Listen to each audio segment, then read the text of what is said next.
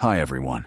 I was standing outside my girlfriend's apartment, an engagement ring sitting in my pocket, ready to take her to what I imagined would be the most significant dinner of our lives, when I heard her laughing with her best friend about how she planned to turn down my proposal and watch me cry. After 3 years together and a carefully arranged engagement at our favorite restaurant with both our families invited, Marissa was treating the entire moment as a spectacle, a chance to humiliate me in front of the people we loved.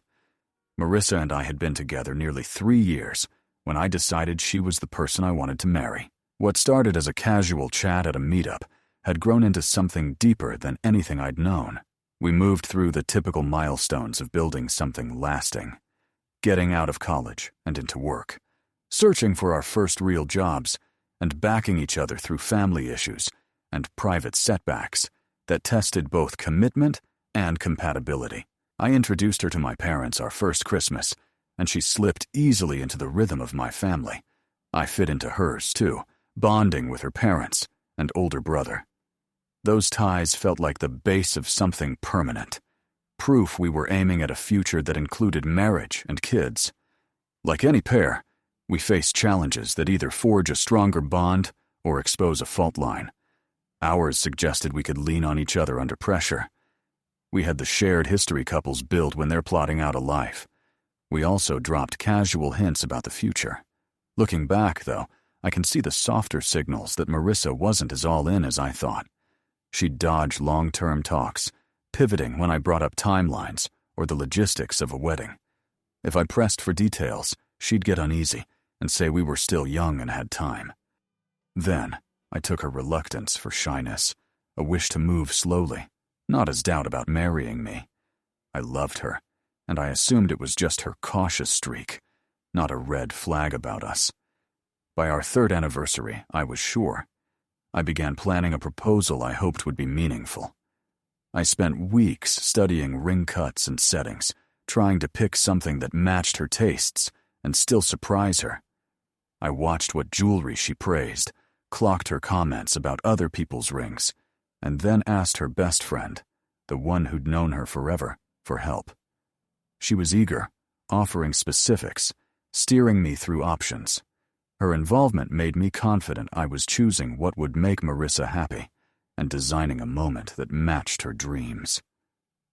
On her advice, I chose a classic solitaire with a round diamond. More expensive than I first planned, but supposedly exactly Marissa's style. The ring was elegant, and I felt proud of the choice we'd made together.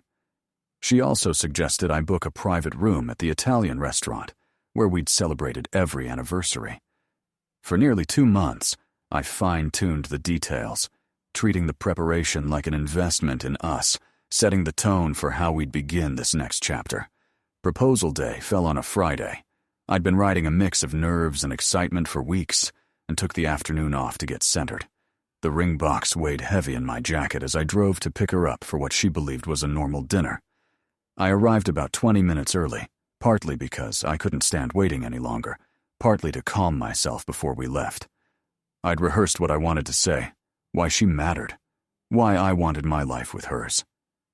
As I climbed the stairs to her second-floor place, I heard voices inside. Marissa's laugh and her best friend's voice answering.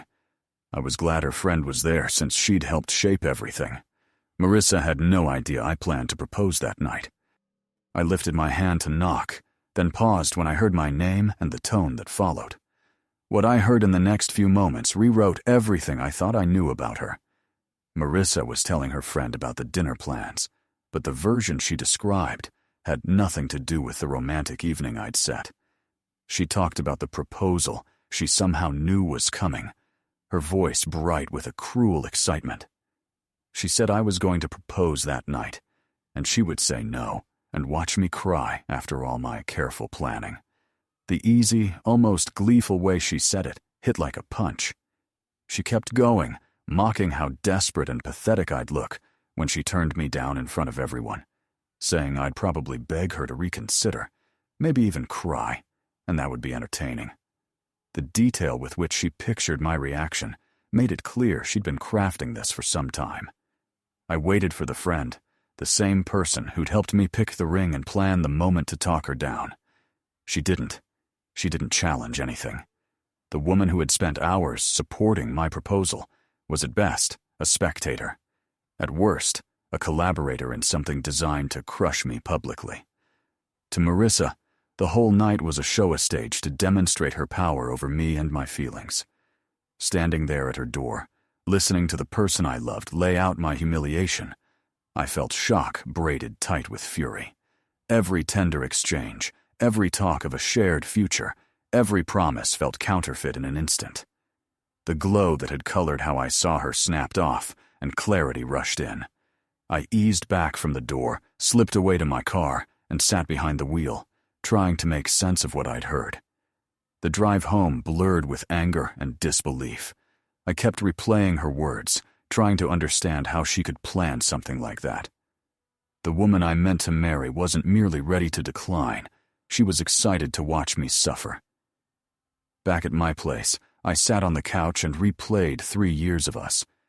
Suddenly, small things slotted into place. Her ducking marriage talks hadn't been shyness. She likely never meant to be serious with me at all. Time slid by while I stared at nothing, trying to swallow the shape of what she'd planned. The reservation was for 7.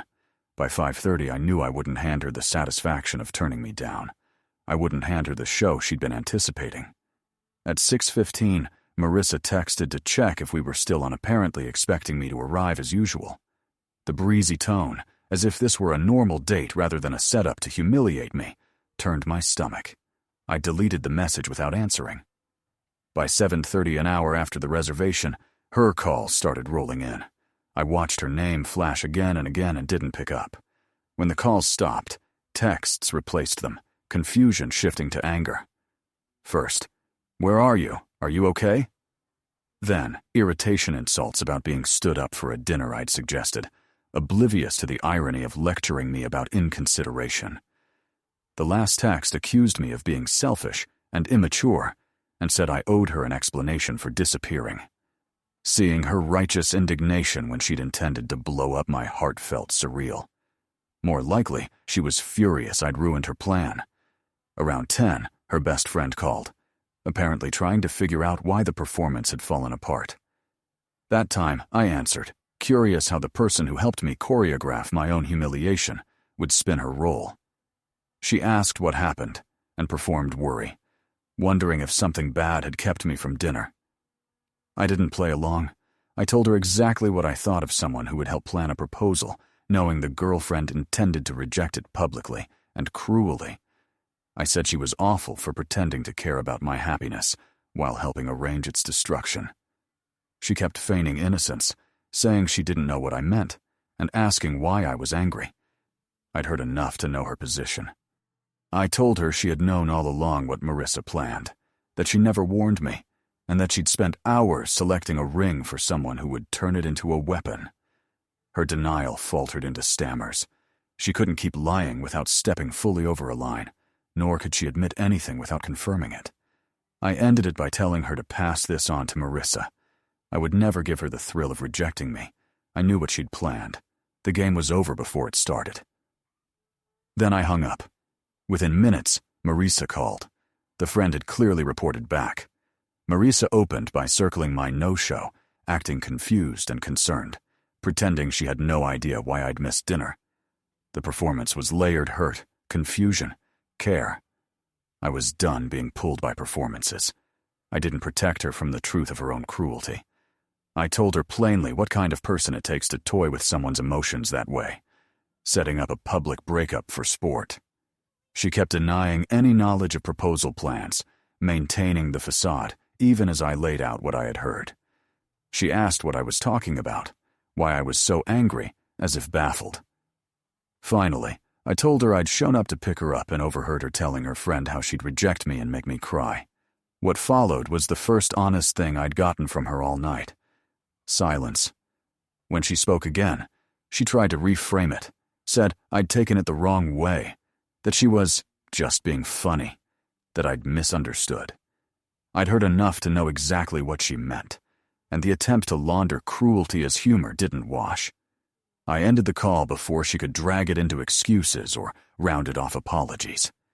For the first time that night, I felt like I'd pulled the steering wheel back. About a year later, more information surfaced that explained her ease in planning something like that.